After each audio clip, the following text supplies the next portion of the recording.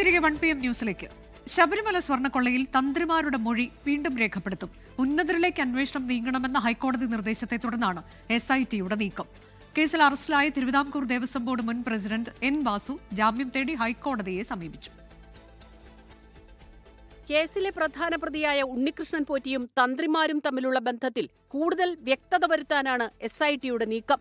ദേവസ്വം വകുപ്പിലേക്ക് ഉണ്ണികൃഷ്ണൻ പോറ്റി അപേക്ഷ നൽകിയിട്ടുണ്ടോ എന്ന കാര്യത്തിൽ സ്ഥിരീകരണം നടത്തും. ഇതിനായി ദേവസ്വം വകുപ്പും ദേവസ്വം ബോർഡും കേന്ദ്രീകരിച്ച് കൂടുതൽ അന്വേഷണം നടത്താനാണ് തീരുമാനം. സന്നിധാനത്തെ ഉരുപ്പടികളുടെ ശാസ്ത്രീയ പരിശോധനാ ഫലവും നിർണായകമാണ്. ഒരാഴ്ചയ്ക്കുള്ളിൽ ഫലം വരും. കൊല്ലം വിജിലൻസ് കോടതി ജാമ്യാപേക്ഷ തള്ളിയതിനു പിന്നാലെയാണ് കേസിലെ പ്രതിയും തിരുവിതാംകൂർ ദേവസ്വം ബോർഡ് മുൻ പ്രസിഡന്റുമായ N. വാസു ഹൈക്കോടതിയെ സമീപിച്ചത്.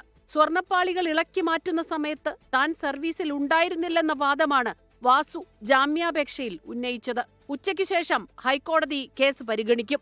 24 കൊച്ചി.